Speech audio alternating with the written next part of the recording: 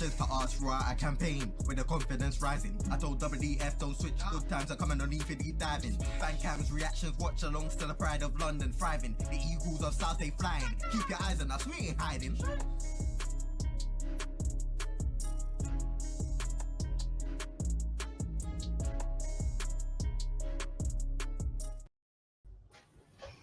Yes, welcome to TACT Crystal Palace versus Manchester United, which kicks off on Monday at 8 o'clock. Bank holiday. The sun will hopefully be shining. It will still be light by the time we kick off as well. JC, how you doing? Yeah, I'm good, man. Just chilling, going to work, doing not much, but it's nice to have such a long break after such a busy week last week, because I think we had a stream or a video come out every single day, so had a few days off, so I'm feeling good.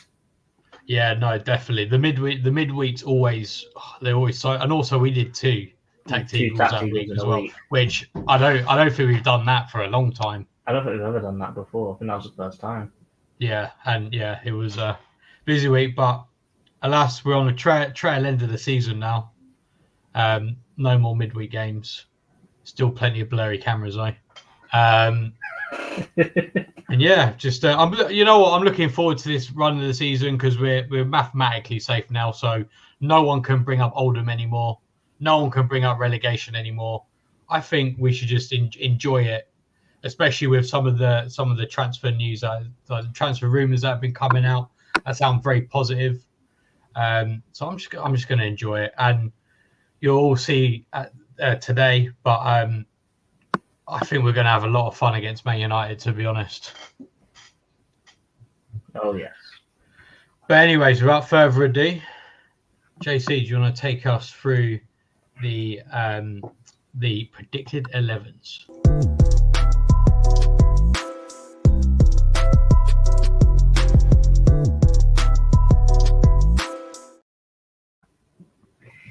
Yes, so here is what I have gone with for the predicted 11. So for Crystal Palace, I've gone with Dean Henderson in goal, with Mitchell, Richards, Anderson, Klein, Munoz at the back, with Hughes and Wharton as our two midfielders, with Eze, JP, and Michael Elise up front.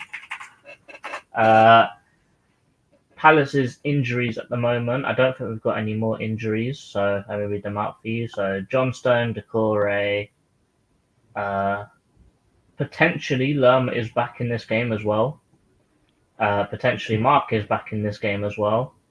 Holding and Francis. So we've actually only got 3 injuries properly. So that's potentially good. Mark being back, and Lerma being back, you know, we could actually have someone off the bench now in midfield, so it won't be Hughes for Gyro, let's say. It'll be for Lerma. Yeah. Oh, that's great. I'm glad to hear Gay's back as well, because obviously he's such a good player for us. Of course. And to be fair, I am just thinking about how good of a back three that would be, of just centre backs of Mark, Anderson, and Richards. Granted, Klein's done a madness, but we do need a proper centre back there, you could say. Yeah. Do you think when Gay is back, and assuming Anderson and Richards stay fit, do you reckon? How do you see that back line maybe change? Would you see it changing a little bit, or? I would.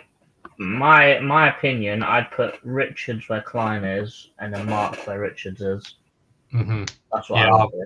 Yeah, I thought something similar, because obviously, like when we're playing the back four, Gay always seems to play that left-hand centre-back role. Yeah. Okay. But with Man United, I'm going to do this a little bit different. I'm going to do their injuries first, because they've got a lot. So, let's load up the page. So, Malacia, injured. Martinez, injured. Varane, injured. Shaw, injured. Martial, injured. Lindelof, injured. Johnny Evans, injured. McSauce is injured. I need to take him out. They've got a youth team centre-back guy, Cambuala, I think his name is. Oh, yeah. He played in a couple of games I watched. And Marcus Rashford has got a 20% chance of playing. So what I'll do is I'll change McSauce for Ericsson. Yeah, I think that's fair enough. And I'll leave Rashford on the bench because you never know. I think that's how they lined up. That's how the midfield lined up against Burnley. Yeah. So this is basically very similar to how they played against Burnley and Sheffield United, which, to be fair, both games they struggled with. So in goal they had Onana, left back they have Dalot, who's normally a right back, with Maguire, Casemiro, who's normally a midfielder but he's useless at centre back, and your boy Aaron Wan-Bissaka at right back. Ericsson and Maino as the pivot, with Bruno Fernandes, Anthony, Garnacho, and Højlund up front. Any changes? No, as I said, they got so many injuries that I don't think there's a huge amount that you could change there, to be fair. Yeah, it's a bit of a... I think seeing that team a few years ago, you'd never believe that it was a Man United squad, would you?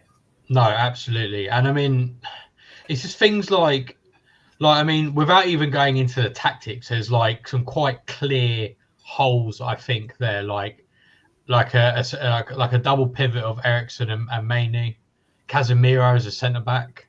I mean, I know they've got injury problems, but also Dalot as a left back. You know, it's like when it's very reminiscent of when we played Ward at left back. Yeah, you know what I mean. It just feels very. And the thing is, I would also say that, granted their injuries have been bad, but still, their two main centre backs is still Lindelof and Johnny Evans. That's not Man United, is it? Granted, they've got Varane injured and Martinez injured, but they're both built like quavers, so you can't really count on them. Yeah, no, absolutely, and the fact that Johnny Evans was only, I think didn't he come back this season, didn't he? Or was it season before? Yeah, he came back from Leicester, I think, when they got relegated. That's crazy. Back in the day, Johnny Evans got sold off. I can't remember who to, but he got sold off from the youth academy because they didn't think he was going to make it at Man United, and now he's fast forward many years later, he's one of the most important centre backs they got. So yeah. So some comments.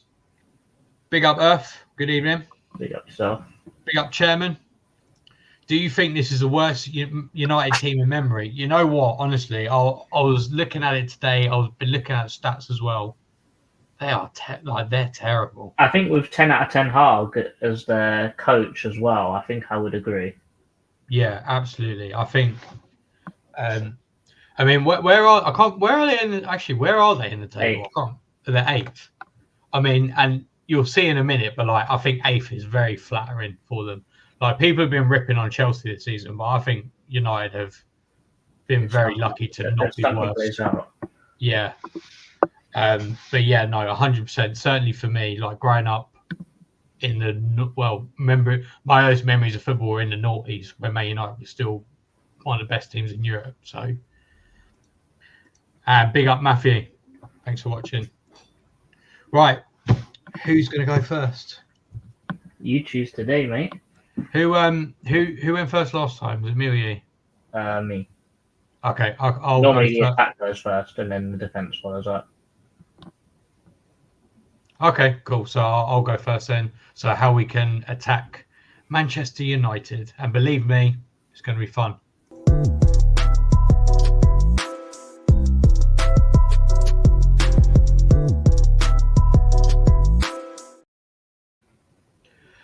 Right, so let's share my screen.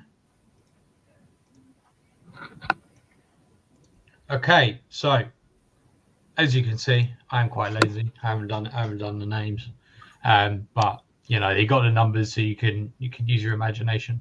Right, some stats to begin with. So, honestly, I knew Man United didn't play well this season, but these are the actual stats this season.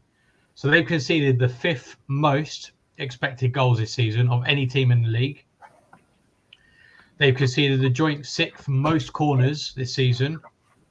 They concede the 2nd most amount of shots per 90 this season.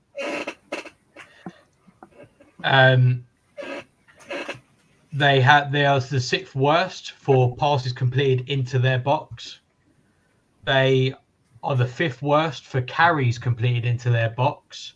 They rank 6th worst in the league for the amount of dribbles that they tackle. And they rank 4th worst for the amount of touches that they allow the opponent in their own box. And in terms of shot creating actions, I mean, they exceed the 2nd most amount of shots, so I expect this to be high. But in all the different ones, so in all the different metrics that you have, which is, let me just remind myself.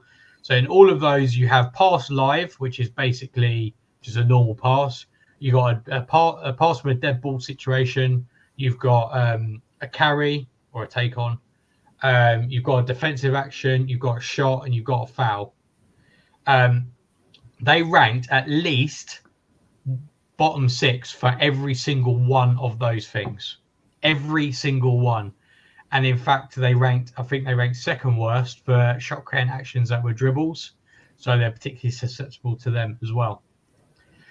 That said, whilst they do have that, I was surprised to see that their the amount of XG they concede per shot is actually around about average for the league, which surprised me a little bit, but still terrible. And that's both away from home, that's both at home as well. So fundamentally, they've been shocking. So, just a brief rundown of what do they try to do when they're defending. Well, if I'm to be really blunt and honest, I'll say this is JC just for the thing. They are the only team that I've watched this season where I've watched it and I've been like, I can't tell what they're trying to do. Like, that's how bad, at least because the games I watched were their games against Bournemouth, Everton, Brentford, and Chelsea. And they were defensively terrible in every single one. Like, I genuinely could not tell how they were trying to defend. Like, the only thing I can... okay, let's start from their low block. I got a bit confused. So I was actually researching the same thing you're doing now until I watched the video back and made sure I was doing the wrong thing. But in my short time... I wasn't actually watching any of those games. I was watching about how bad they were against Sheffield and Burnley. Yeah. Which are 2 teams most likely to get relegated this season.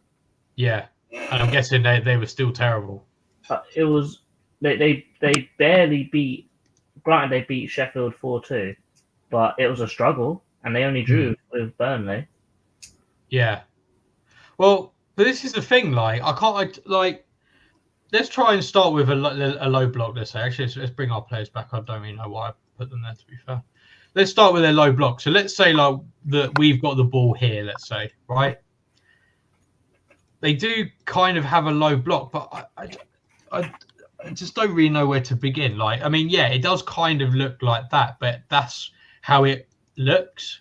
Like, they're very static from this kind of position. It's really weird. Like, it's not like most teams where in this situation you would say, I don't know, these 3 players might drop, so you make like a 4-5-1 kind of thing in defense, right? But they don't. They just kind of stand. Like, even if let's say I don't know, the wingers here. No, actually, let's do it like we have. It says put all our players in the box. Let's say, should you do this properly? Like, even if, say, we've managed to the players here managed to overload, for whatever reason, this player just doesn't try to track back. It's really weird. I don't know if it's because of the players, because it is the players that I've seen. The front players are, or at least have been, any one of these 3 players. So Anthony, Bruno, yeah, Bruno. Actually, I think, and sometimes I've seen Garnacho play on that side, and Bruno's played more on the left, and I've seen like a mixture of the front three, but for what all three of them are just really bad defensively. These three players, no matter which players they are, whichever order they're in, they're all terrible. Like they don't track back at all. Whether this is something that Ten Hag wants them to do because they can then either try to hit on the break or something, I don't know. But they just don't. So, I mean, you can already see how easy it is to overload already. So that's that was the thing that I think was clearest that they actually do try to do defensively. The only other thing that I thought was kind of clear was how they set up their press, which is terrible. So let's say, I don't know, let's say Anderson's here, Klein's here, Richards is over here, Mitchell's pushed up, and so you got these players who just pushed up over here. Let's say they tend to make it so they'll line up with two players there, and it kind of looks something like this. Let's say the goalkeeper's got the ball. But all right, JC, what do you think is an immediate problem with this? The fact that they are Man United. Well, I mean that, but I mean okay. purely in terms of the tactic. Well, what do you think might be a problem there? It is a severe man advantage for Palace in our half. Severe. Yeah. And also, genuinely, you could pass it to anyone in our half and not have anyone pressuring them. Yeah. And always have a route out. It's just too ezy. Yeah, so I think Henderson's crap, but I would actually back Henderson to pass it straight into Wharton there or something like that. Yeah. Well, so that's the thing. I think, to be fair, I think generally they do tend to cover the middle area not too badly. Although I'll show you in a minute, but like central progression against them is quite easy. But look at Munoz though, like he's gone. Yeah. See that was the thing. So against when they played against Brentford and teams like that, because the thing is, if you pass the ball to either let's say Richards or Anderson, they have to be quick to then move the ball because Bruno or whoever, Højlund I suppose that'll be, they're going to try and close these two players down if they receive the ball. But the amount of times that Brentford or Everton, Bournemouth did it as well, the amount of times they just ping that pass. And then what I will say is if you're slow on the ball, they will like catch up with you. So as long as you've made that pass and you give, I don't know, let's say you give Munoz options, let's say made that pass, and let's say, I don't know, players have moved over in the time that it's happened to do that. Let's just say like this. Let's say that they've closed down a little bit. Like as long as you give like the option here, so I don't know, you could have Klein given that option. Maybe that'd be Wharton. Maybe Wharton could move inside a bit, and then you're able to, as long as you're quick, you're able to play through that press so ridiculously easily. Like I don't even know why they bother, if I'm to be honest with you. Where do I begin? And then in the central areas as well, because I did talk about their low block, which, to be fair, their low block isn't terrible, but they're never really in it that much because they always seem, and I'm sure JC will talk about this a bit more, but they always seem to get caught in these central areas, and if they're caught in these central areas, then the thing is, I wouldn't say of the chances I looked at, they didn't really concede. It wasn't really like a quick counter attack per se, but it was definitely a situation where, okay, let's say, I don't know, they're here. The ball changed possession without them, basically. Yeah, like I wouldn't say like that. It's not a counter attack, but it's not like they're not like in their proper defensive shape, if that makes sense. So let's say that the midfielders lost the ball here. Let's just say they're just so easy. They're just so easy to like play. It's just so easy to play against. Like that would be like the situation. Let's say they're easy to play through. Yeah. Oh yeah, massively. And all you've got to do there is just literally make a pass there, make a pass there. Like it's just pretty. It's just pretty terrible. It's just terrible. How much have we seen Will Hughes, of all people, pick up the ball from deep, turn, and pass it to one of our wing backs? Well, yeah, exactly. And in this situation, that's going to pay absolute dividends because not only if they get caught in this possession, it's just easy to play against. These front three are just not tracking back. And even if they do manage to track back, they're not good defensively. So they're not going to actually really help in any way if they do get back. But let's say like you said, like Hughes does pick out that pass, let's say to Ty Mitchell. There's so much space there that they can run into because Ante's not going to run back and help. You've effectively got one-on-ones all the time against their fullbacks, and that was a problem I saw so often. And not only that, let's say we've just progressed in midfield. Like it's not a turnover, it's not a turnover. They haven't lost the ball. Let's just say it's just kind of like a mid block. Let's say they do your favourite kind of marking, JC, which is zonal marking. Zonal marking. They don't seem to man mark it because it's useless. They don't seem to man mark players, and when you got players who, this is another thing. Like the gap between like the midfield and the defense was a lot bigger than I think it really should be. Like you should really have like another player there, I think, just to try and feel like if you play against a team like us, let's say Mateta's on the ball there and you're those centre backs having to think about that.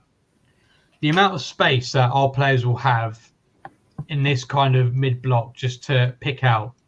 Like let's say we got the ball here because no one's going to drop to or help and mark, let's say Eze and Elise. If you're in this position, well, you've got a few options there to try and pick out a pass. And obviously, if we're on the ball here, Mitchell's going to try and move over there.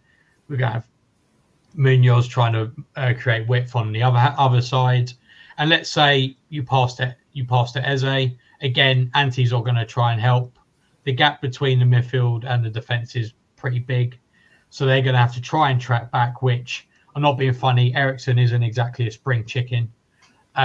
So he's not going to have loads of energy to be able to do that. Mainu might be a bit better at doing that, but I think their defensive, I think the whole team's defensive ability is organisation is pretty poor. So this is just one example in this position. It's basically a one-on-one. If his player moves over here, Mateta's got a through in on goal if that pass is right. Or equally, Mitchell can make that run and then you're in behind. Let's say that he doesn't pass to Eze. Let's say they managed to cover that space a bit better. Well, then you've got Mateta who can drop, and he's been playing excellently. Is able to take those balls in. Take those balls. Almost said a pause. I didn't quite say it. But he could lay that. He could lay that off to Elise, which is then going to force their player to become more narrow, and then gives Daniel Munoz that opportunity there as well.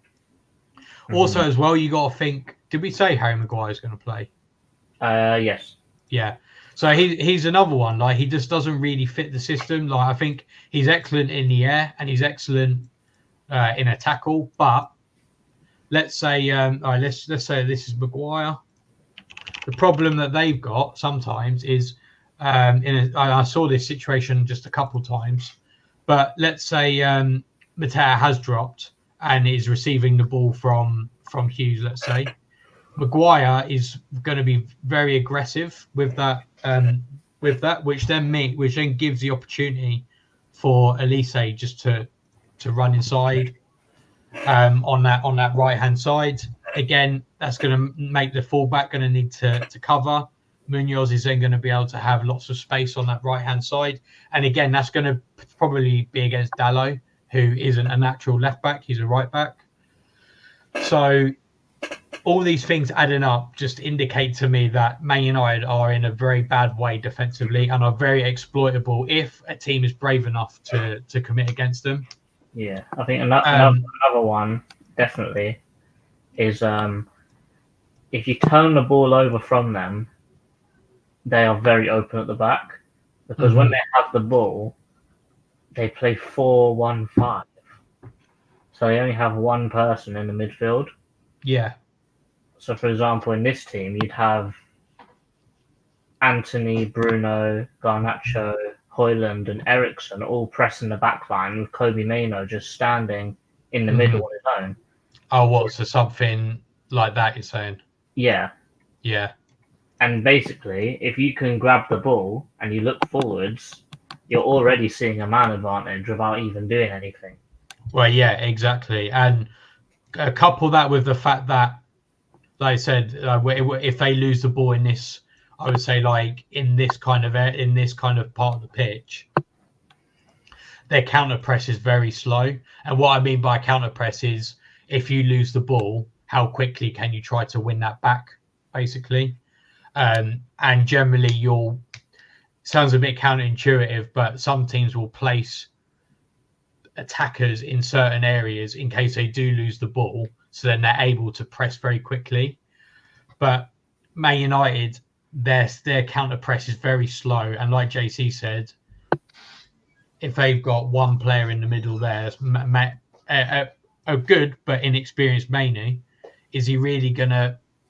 I feel he's going to be very outnumbered there, and especially with the way we like to press with this kind of 5 people here, and then the back line's kind of separate. If you're able just to crowd out Mainoo in the middle, then they could be in for squeaky bum time. The only other thing I wanted to highlight, really, because I'm sure you can tell already that they're pretty calamitous, and they're terrible defending set pieces.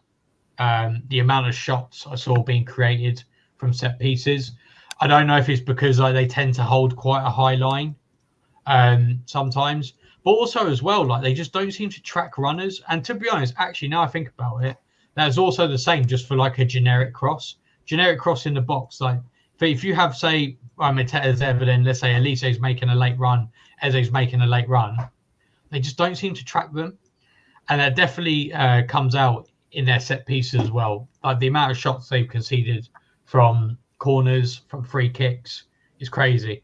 And bear in mind as well, they concede the second most amount of corners per game this season.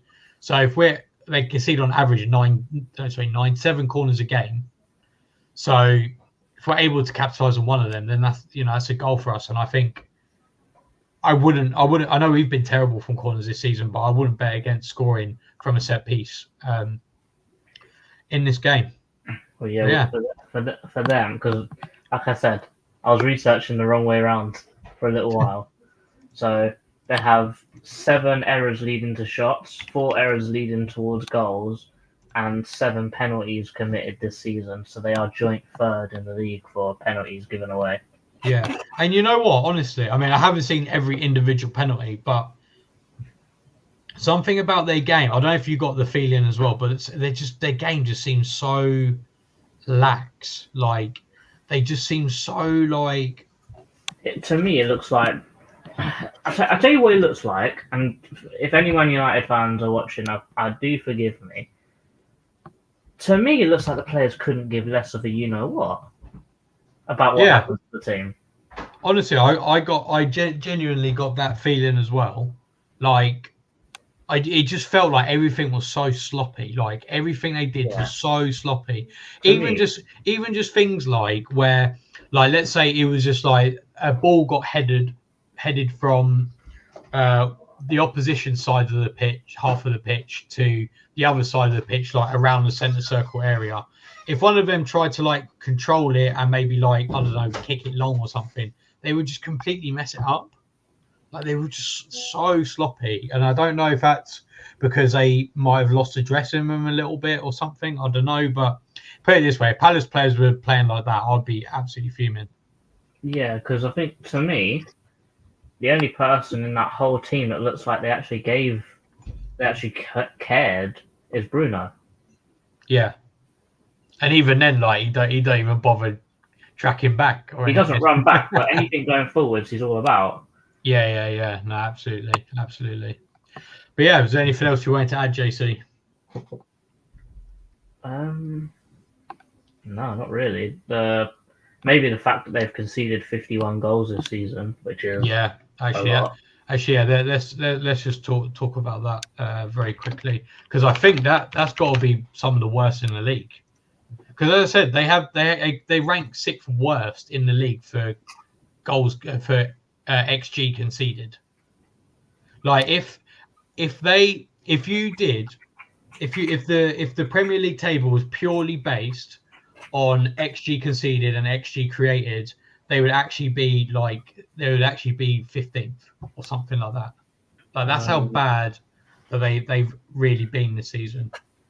So they are joint 9th with Palace and Brighton for goals conceded. And you know what? Actually, something I did forget to say was actually statistically, and I know he's had a lot of critics this season, but Onana seems to have saved them quite a lot. Actually, especially when I actually rewatched some of the games, I rewatched the chances that some of the teams had recently. I'm not talking about a while ago, but within like last sort of two months, he seems to have bailed them out quite a few times and has made some genuinely really good saves. He done a great one against Burnley when Lyle Foster sort of deflected a shot. And he complete reaction save. It was a great save. Yeah, no, absolutely, and I think because it's interesting to see like what if like Man United have conceded less goals than they should have according to XG. Why is that? And it seems they've had a bit of luck with opponents' bad finishing, but also Onana has seemed to get him out of hole a little bit. So, right, before we move on, just quickly some comments. QPR for life. Thank you for watching. Have you guys ever been to Wandsworth, Southside Gravity in South London? Or it's a bit of a sore subject at the moment. But we have been. Very ironic that was brought up today. Yeah. I wonder who this is. Yeah. Unless Nikki's been talking to people outside of the group chat. Then... Yeah, maybe. But we have been there. For saying congrats to our Palace ladies for the promotion. Yeah, absolutely. 100%. Fantastic. Really glad they got promoted. They deserve it. And ironically, they should have been promoted a few years ago, but Man United got promoted instead because the WSL thought that they said that Man United are a bigger brand and would bring bigger crowds to the WSL. So corruption, that's all I'm going to say. Have you guys ever been to Wandsworth, Southside, McDonald's in South London? Yes, I have. I heard the beeps. They don't pressure Eze, they'll riff a new one. Yeah, I think so.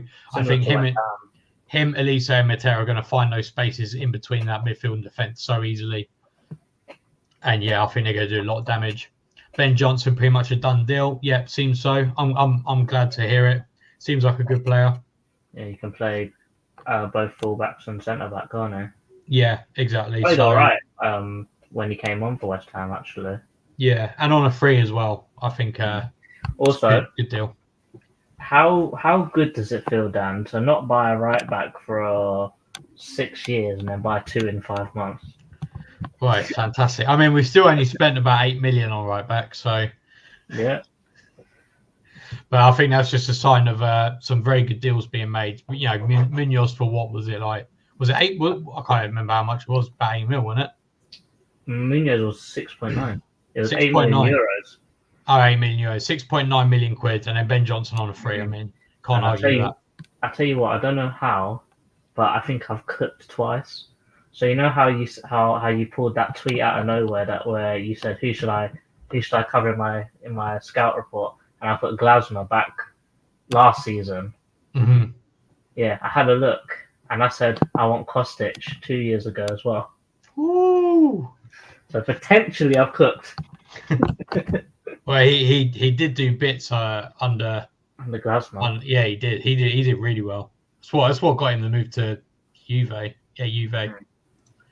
Yeah, they can concede all the corners. They won't be a problem here. You say that. I mean, they are genuinely really not good at defending. Could we score our first corner here, Dan?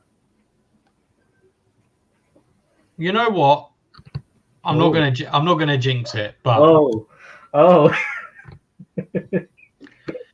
Spiritual saying Man U is trash. I completely agree. Have no chemistry and no discipline. Yeah, I think so. Should win 7-0. I think that's a bit disappointing, to be honest. But Should be 10. Right, JC. Yo. Defense.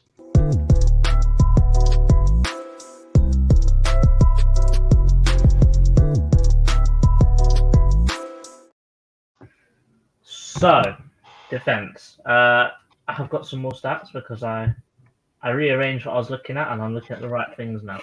So, even though we have talked about how rubbish they are at defending and how they don't care, however, all forwards, even if you don't like where you're playing or you're not in good form, all forwards want to score, and they always try their hardest to score. So, even though they're set up to fail defensively, because of how much they leave forwards, if they get it done right, they are extremely deadly up front.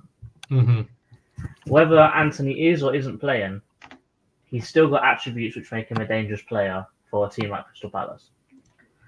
So, let me read some stats to you. Statman down, you'll like this. Go on then. They make 2.2 big chances per 90.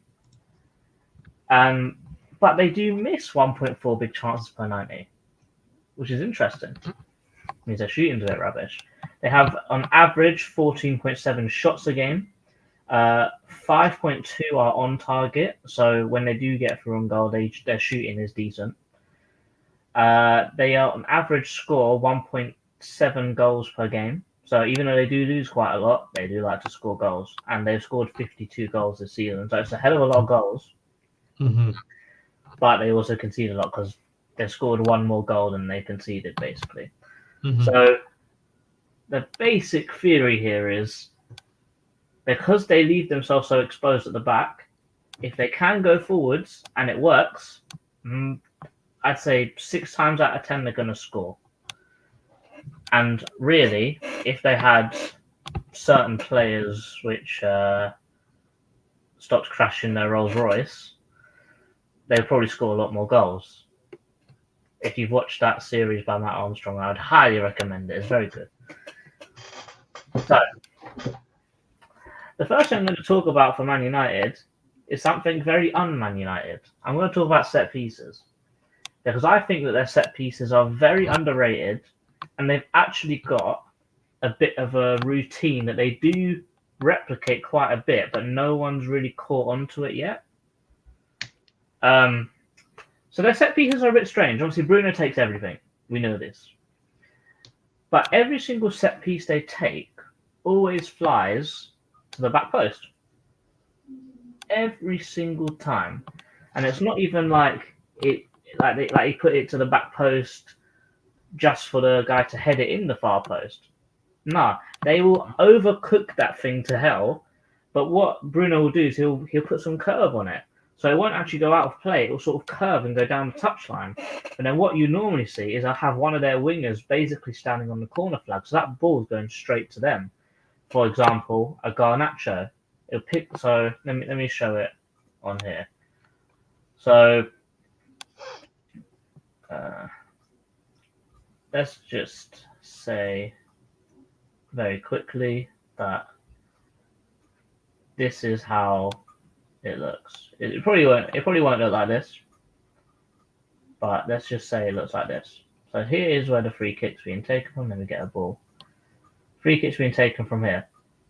You will see Garnacho all the way out here, and you'll see Bruno overcook the ball so it lands about here.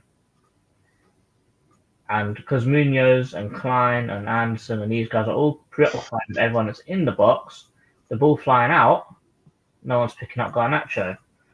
But what this leads to is obviously the fullback going out there, but it does lead to what their probably biggest asset is when going forwards, is having people that can carry the ball very easily and very effectively. Garnacho is probably one of the best in the league for taking on his man one-on-one. He's got both feet. He's very fast, very explosive with his pace as well. He can get up to speed super fast. And also, Man United do another thing where they take really poor XG shots. And what I mean by that is they'll take a shot from a really stupid angle, but because of how stupid the angle is, the goalkeeper that I've seen, they don't know what to do with it because they're probably not expecting a shot there. So sometimes they'll actually go in because they're not expecting it. And other times, something like this would happen. So let's say Garnacho goes outside of Munoz, traps himself with a touchline. Henderson comes here.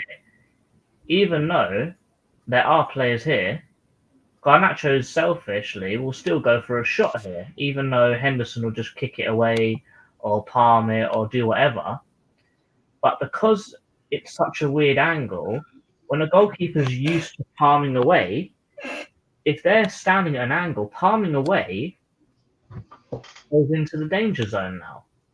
So the only way to really save this is to either wrap your foot around it and kick it out of play, or try and grab it.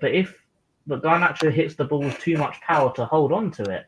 So the amount of times that Garnacho's taken an absolutely horrendous shot and the goalkeeper's palmed it straight in the way for Højlund or Eriksson or Anthony just to slot the ball in. Mm-hmm. And many times. And it's sort of a thing they do quite a lot. I think I've seen them score 3 goals from it. And I've only watched, 5, 6 of their highlights. I haven't actually watched their full game. I've just watched the highlights. And they've done that and they've scored from it a few times. So that is one thing that is very interesting. They are one of the teams that put the most crosses in the box as well. So you wouldn't expect that from Man United, which is interesting as well. So if, let's go back into this free kick situation. Let's say if they put the ball in and it gets headed away and it falls back to Bruno again, or it falls back to Maino or whoever's outside the box. Most teams would be screaming at their man, oh, shoot, oh, shoot. They won't shoot. They'll cross the ball back into the box again. So it's good in the sense of they've got their men up, they might as well try and use them. But it's even better for us because if the ball drops, we know they're not going to go for a shot from long. So basically, it's a bit, as Dan said before, it's a bit high risk, high reward. If Henderson just gets a bit confident and steps up, he's going to grab the ball away from anyone that's going to go up for the ball, isn't he? So they're very, very, very predictable, extremely predictable when it comes to set pieces and crossing into the box. They are very quick as well with some of their set pieces. That's one thing that I think that we do like to get caught out with quite a bit. So let's say that there's a free kick here. We're just sort of dawdling around, just sort of chilling about here, not really doing anything. If Bruno has the ball here, there's other people here. But the second that Bruno stands over that ball, this happens, and it's extremely fast.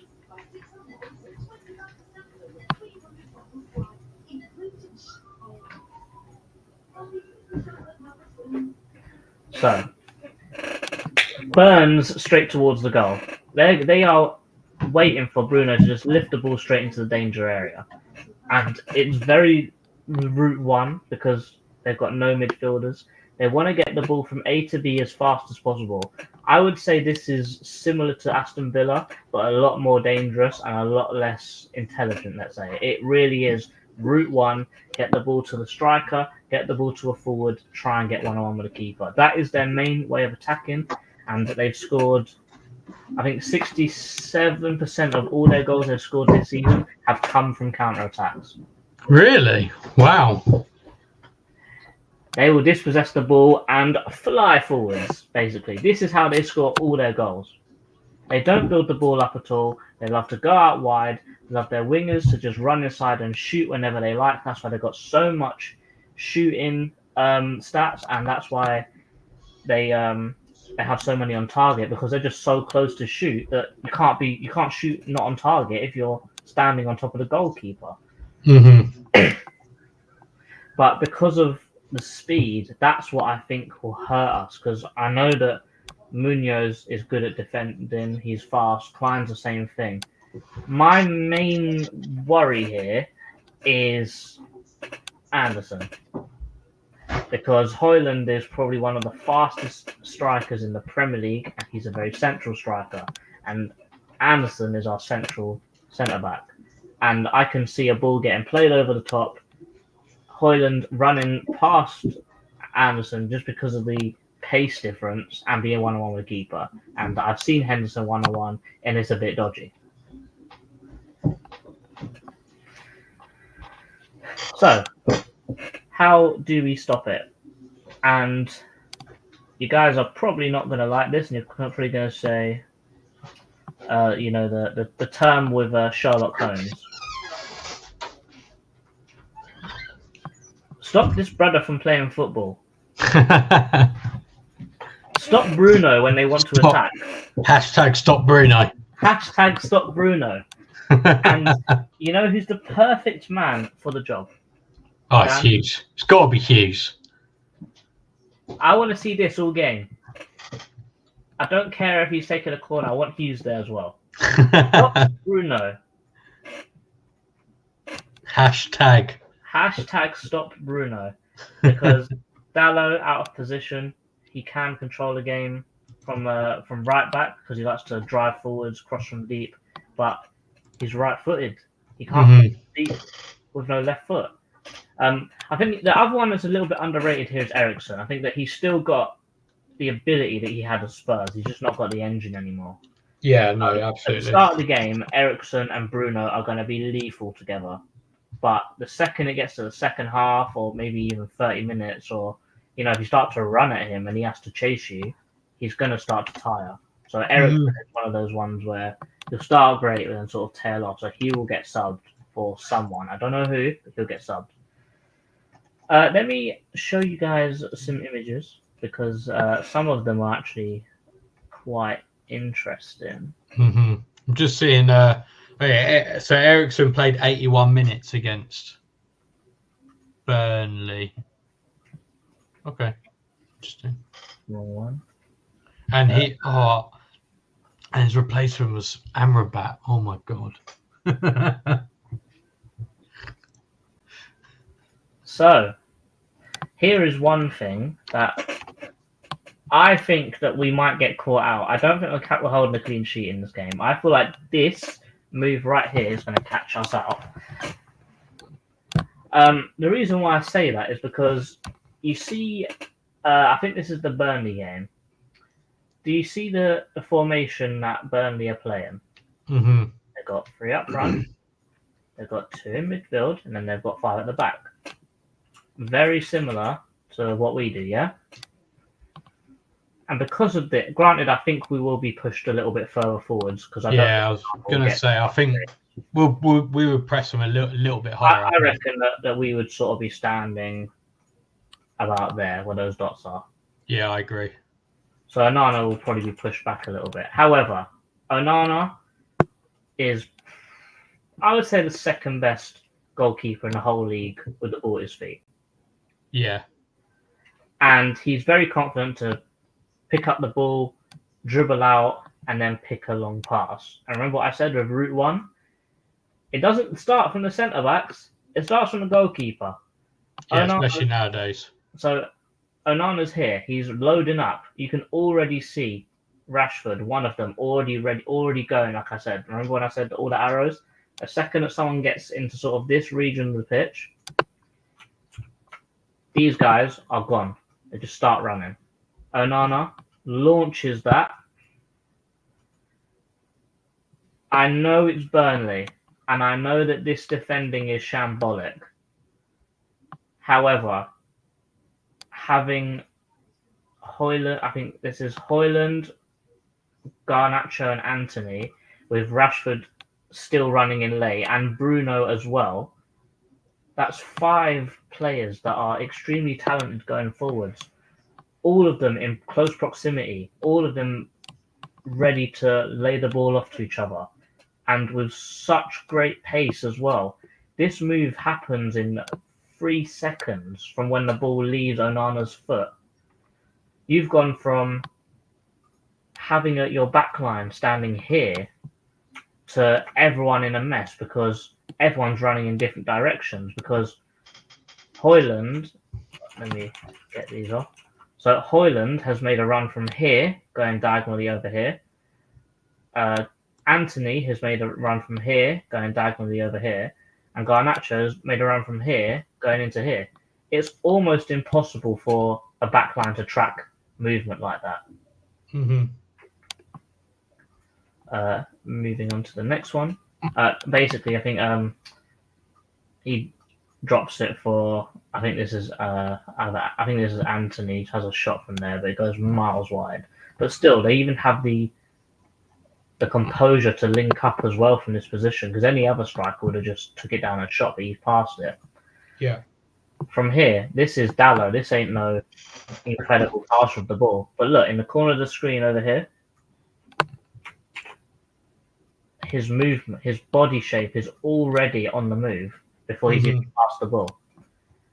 Bruno gets in behind, sees that there's loads of space here, even though there's no player there, passes that ball in there very nicely, and look, you still got Rashford here running in, Maino here running in, Hoyland here running in, and Garnacho here running in. You've got so much players and so many bodies up front that no matter what you do, even if you're playing a 5 at the back, they're always going to have a man overload. That's how much they commit when going forward. That's why it's so important that if we do turn the ball over, we've got to try and get down the other end of the pitch as soon as possible, because that's the main reason why these guys don't defend. They're just not in a place to defend. That's why they don't run back that much. Ball gets played over, and you've got any one of these two to slot the ball home, nice and easy. Okay.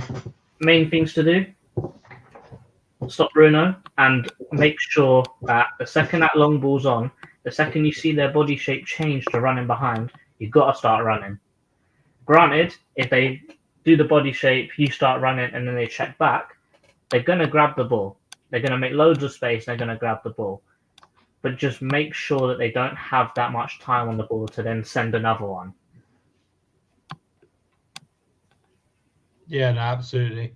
I think, it sounds like that space in behind is going to be quite a tricky one to deal with. Like you said, they really want the other team to play a mid block. They want that space in behind to run into. And I think it's a shame that Gay's not playing, because obviously we could rely on his place. But I guess that pretty much nails on Klein playing then, probably over Ward for that same reason. You've seen it many times for Man United. Like, if a team is sitting too deep, they will literally just pass around the back line until the other team steps up a little bit, so there is space in behind to run.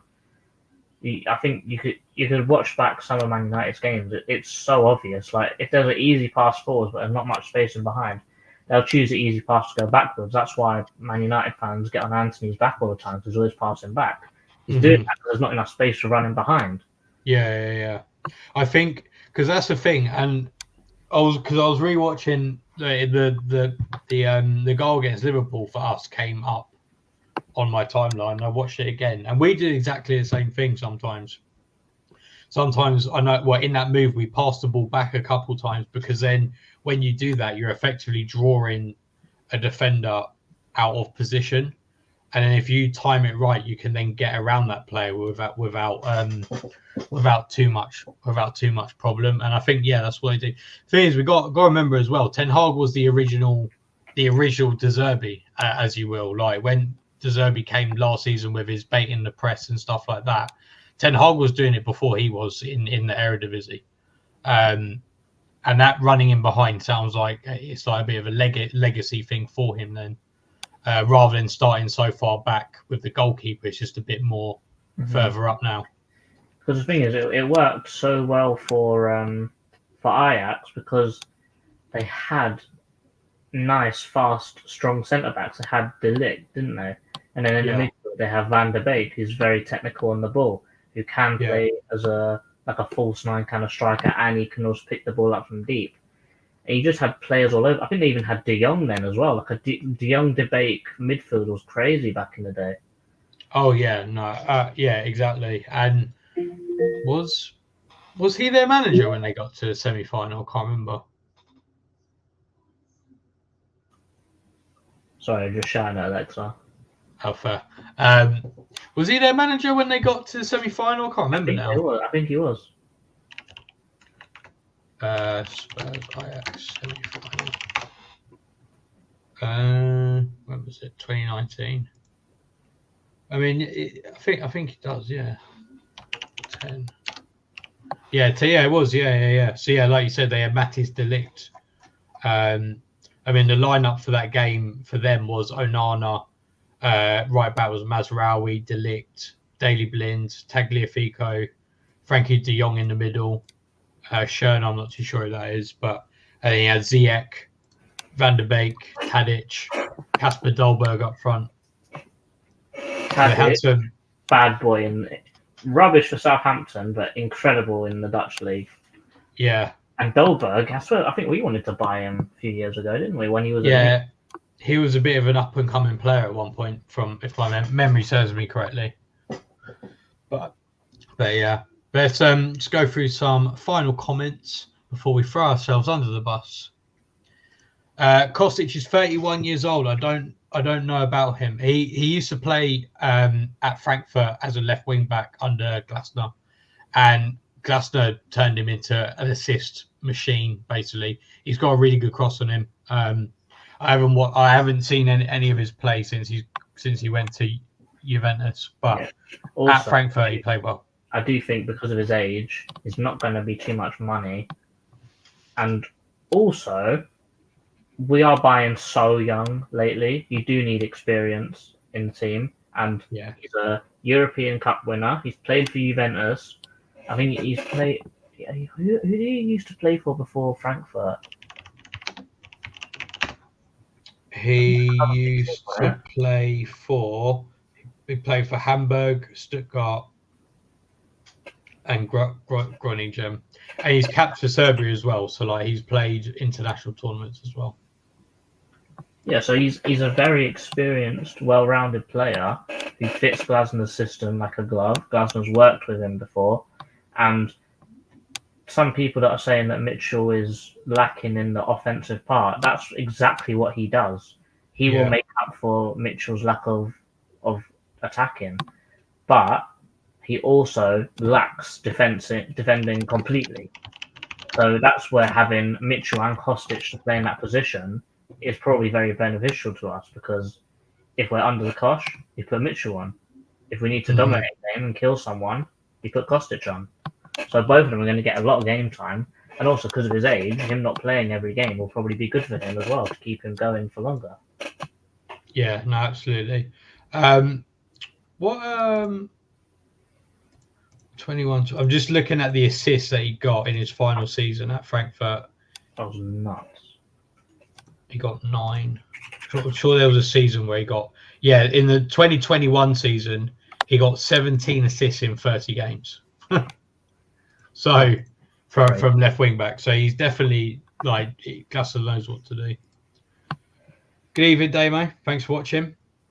And hashtag stop Bruno. Stop Bruno the Moaner.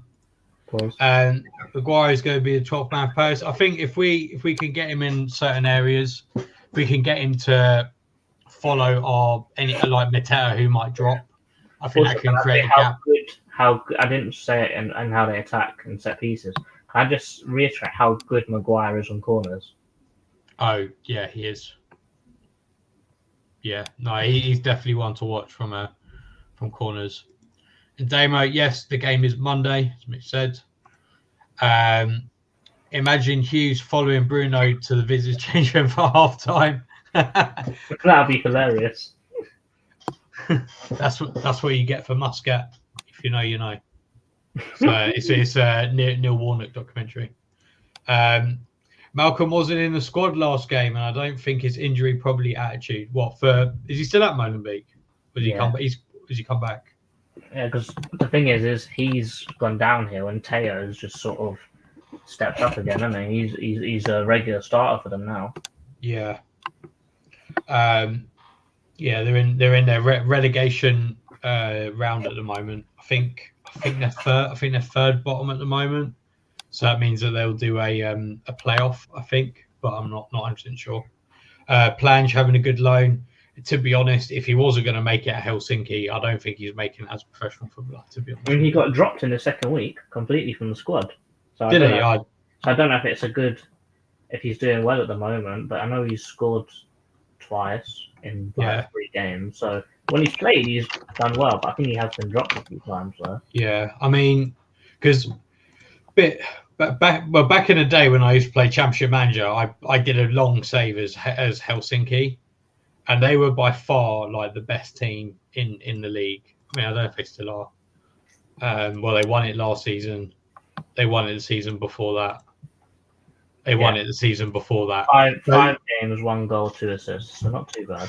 Yeah, and I think, in my honest opinion, with Plange, I think we're at the point where, like some of our other players, I think we'll just be looking to get maybe like a few 100,000, maybe 1 million from like a lower league team. I think we bought Plange just to get Derby out of a hole because they were in a very bad financial situation, weren't they? And they're going to go into administration.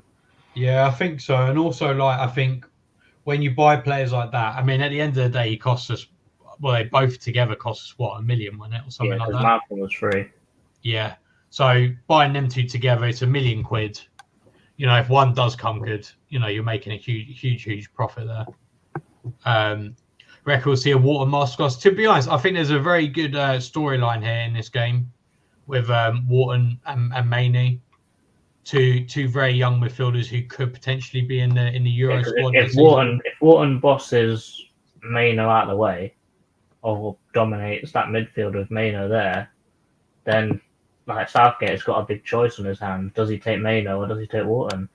Yeah, exactly.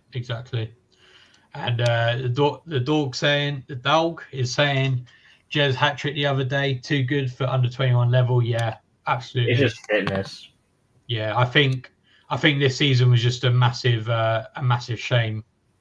Yeah, a massive shame, really. I think ideally he should have gone to somewhere like Ipswich or Southampton. Well, Ipswich, Southampton, and Leicester all wanted him on loan. So yeah, and Roy, you did well there. And certainly at Leicester, I think he would have gotten the time because I know they didn't have as many attacking players on that side. I think didn't they go and buy? They bought Fatuo and Mavadidi, didn't they? Well, to be fair to them, those are two very, very good signings. But yeah, I think you're right, because I think at the time they didn't have. No, they had Albrighton. I think they didn't have a right winger, did they? At that point?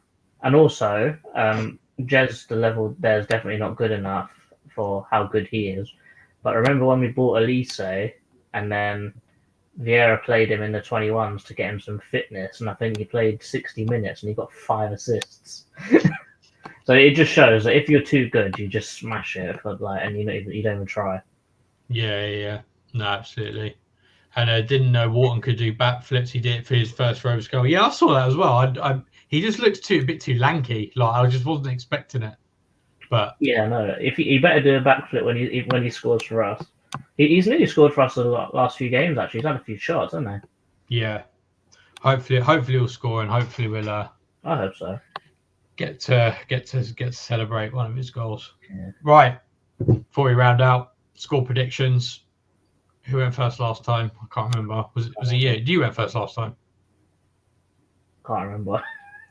I'll go then. I think defensively they're terrible. I think we're gonna win 3-1. And you know what? I didn't believe this, yeah. But they haven't actually beaten us at our place since 3-2. No, since 1-0 somewhere. COVID. They beat us 2-0. Well, I mean, I hope Nicky's not watching, but I agree. 3-1. Like I said, I don't think we're going to keep a clean sheet. We're going to get caught out. But I feel like the lack of anything at the back and how we're playing and how we're moving forwards, and also Eze's had a whole week's rest again. And also they've had 9 days to rest now since Fulham. Yeah. So Eze, Elise, and Mateta's going to be playing. Also, I think a little shout out to because we didn't do a review for Fulham. Shout out to Edouard when he came on. I thought he was very good. So yeah, I think we'll do good. I think we'll do well. Yeah. Right. This has been the Man United TACT Eagle. We're going to smash them. I've jinxed it now, haven't I? It's going to get clipped. Anyways, thank you for watching as always, and especially with the Champions League on as well. So we much appreciate you watching this. And we've hit 2K, haven't we, JC? Yes, we hit 2K last week, I think, just before the vlogs came out. So yeah, 2,000 subscribers. Thank you very much, everyone, for watching and subscribing and supporting the journey. The goal for the whole year was 2,000, and we've done it in 5 months. So yeah, that's true. What's the next goal? Do we aim for 2.5 by the end of the year? Yeah, I think so. Yeah, let's do it. 2.5 by the end of the year. Lovely. Right. So thank you everyone for watching, and hope you enjoy the game on Monday, and hope you all have a good weekend. Up the Palace. Eagles. Oh, I didn't do it. Oh, you flopped. I flopped. Outro.